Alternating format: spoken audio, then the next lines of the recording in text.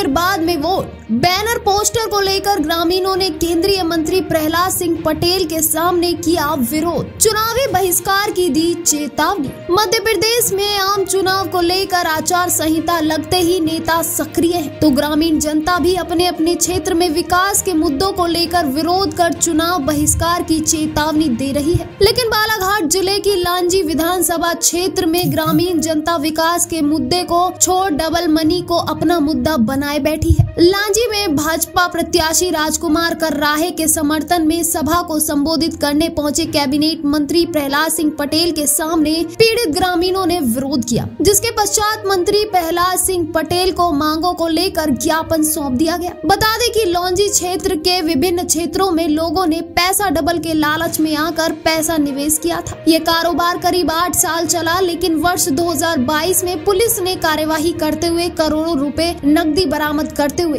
इस अवैध कारोबार से जुड़े करीब 2 दर्जन से अधिक लोगों पर FIR दर्ज कर जेल भेज दिया था। अब प्रदेश सरकार ने डबल मनी के मामले में CBI से जांच के लिए अनुमोदन भी किया है। पीड़ित ग्रामीणों की माने तो वर्ष 2014 से वर्ष 2022 पैसा डबल करने का कारोबार ग्राम बोले गांव में चला, जहां प्रदेश में भाजपा और कांग्रेस की सरकार के वक्त डबल मनी का कारोबार करीब 8 साल तक चलता रहा। फिर वर्ष 2022 में पुलिस ने छापेमारी कार्यवाही करते हुए करोड़ों रुपए बरामद किए हैं, जिसके मुख्य आरोपी सोमेंद्र कंकराय ने सहित 2 दर्जन पर FIR की कार्यवाही की गई है, जो आज भी फरार है। करीब इस कारोबार में मध्य प्रदेश, छत्तीसगढ़ और महाराष्ट्र सहित अन्य राज्यों के हजारों लोगों ने निवेश किए हैं। यह कारोबार करीब 2000 करोड़ रुपए बताया जा रहा है। इस मामले को लेकर पीड़ित लोगों ने लांजी विधानसभा में अपना मुद्दा बनाया हुआ है। अब सरकार से पैसे वापसी को लेकर विरोध कर रहे हैं। लांजी में भाजपा प्रत्याशी राजकुमार कर्राहे के समर्थन में सभा को संबोधित करने पहुंचे कैबिनेट राज्य मंत्री प्रहलाद सिंह पटेल के सामने आधा सड़का पीड़ित लोगों ने अपना नारा पहले नोट बाद में वोट बुलंद किया है और लिखा है कि जाग जनता तेरी बारी आई, डबल मनी की राशि वापस करो के साथ विरोध किया। देखा जा सकता है कि मंत्री श्री पटेल विरोध कर रहे हैं और लोगों को समझाते दिखाई पड़ रहे हैं। पीड़ित लोगों ने कहा है कि अगर राशि वापस नहीं आई तो आगामी विधानसभा चुनाव का गाँव-गाँव में बहिष्कार किया जाएगा। बैनर लगाते उनको किया विरोध, क्या है पूरा मामला बताएं। हमारे क्षेत्र में एक जय माता दी रियल एस्टेट कंपनी थी और उसका एक विधानसभा प्रश्न लगा था, जिसमें हम लोगों ने पूरे हमारी आम जनता जो है लांजी क्षेत्र की वो निवेश करती थी और उसमें पैसा लेन देन बराबर चल रहा था। ये 2014 से 2022 तक ये मामला चला है। इसमें एक बार हीना कावरे ने, जो विधायक है यहाँ कांग्रेस की, उन्होंने एक विधानसभा प्रश्न लगाया था। वो विधानसभा प्रश्न लगाने के बाद यहाँ पर जांच दल आया और उसने उसको क्लीन चिट दी। उसमें उन्होंने ये कहा कि भाई ये रियल एस्टेट कंपनी है जो निवेशकों का पैसा जमा करती है और प्रॉपर्टी बेचने के बाद लाभांश का में पैसा यहाँ पर ग्राहकों को बांटती है। इस आधार पर वो जब क्लीन चिट मिल गई, उसके बाद इस क्षेत्र में निवेश की बाढ़ आ गई। उसके बाद यहाँ पर कुछ निवेश माफिया भी आ गया और निवेश माफिया ने मिलकर यहाँ पर इतना लूटा कि और बाद में उसके ऊपर छापा पड़ा।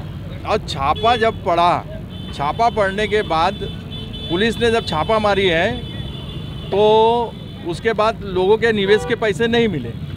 तो अब निवेश का पैसा नहीं मिल रहा है, उसके बाद पुलिस ने जबरन लोगों को उठा कर उनके चेक जमा करवाई, जबकि जनता ने किसी प्रकार की कोई शिकायत नहीं की थी। तो अब ये जो निवेश का पैसा इन्होंने छापा मारकर जमा किया, ये किया, वो सारा का सारा पैसा जो है वो निवेश का हम लोगों का पैसा है, वो हमको देना चाहिए था।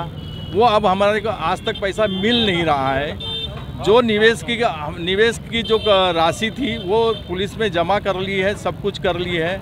उसके बाद उसकी प्रॉपर्टी को कुर्क कर ली है। जब जय माता दी रियल एस्टेट कंपनी अगर जब विधानसभा प्रश्न पर अगर यहाँ के कलेक्टर और एसपी यहाँ से उनको क्लीन चिट देते हैं और उसके बाद उस प्रॉपर्टी को वो सीज करते हैं, अगर वो गैर कानूनी काम था, अनैतिक कार्य था, तो 2014 से 2022 तक वो चला कैसे, किसके संरक्षण में चला?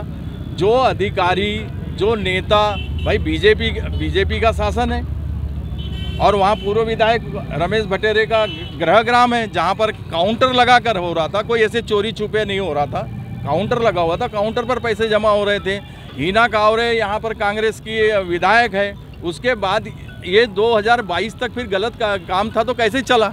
और अगर जब हमारे निवेशकर्ताओं की संपत्ति को कुर्क किया इन्होंने, तो फिर ये जो अधिकारी जो जिनके साथ साठगांठ करके इतना बड़ा मामला चलते रहा, तो उनकी संपत्ति को क्यों कुर्क नहीं किया? अब क्या चाहते हैं? अब हम ये चाहते हैं कि जो जमाकर्ता लोग हैं, यानी जो जिन्होंने जमा करवाया है, जय माता दी रियल एस्टेट कंपनी और एक आमाडारे करके वहाँ पर जेल में है, हमारा ये कहना है शासन से कि उनको यहाँ पर पुलिस प्रोटेक्शन दिया जाए, यहाँ पर उनकी सुरक्षा सिक्योरिटी दी जाए और वो जितना पैसा बांटते हैं वो पैसा बांटने दिया जाए। और बाकी जो पैसा बचता है तो ये जितने भी तथाकथित अधिकारी, प्रशासन, कलेक्टर और राजनेता जो इसमें लिप्त है, इनकी संपत्ति को कुर्क करके उसे बेचकर निवेशकों के पैसे दिए जाए। फिर क्या नहीं करेगा, बहिष्कार है हमारा, चुनाव का बहिष्कार है। चुनाव का बहिष्कार करने के लिए जनता पूरी तरीके से तैयार है। आज आपने देखा है कि कितने कम लोग थे, और नहीं तो प्रहलाद सिंह पटेल जहां जाते हैं वहां पे 5000 से कम की जनसंख्या नहीं होती है। हम लोगों ने बैनर भी लहराए हैं जी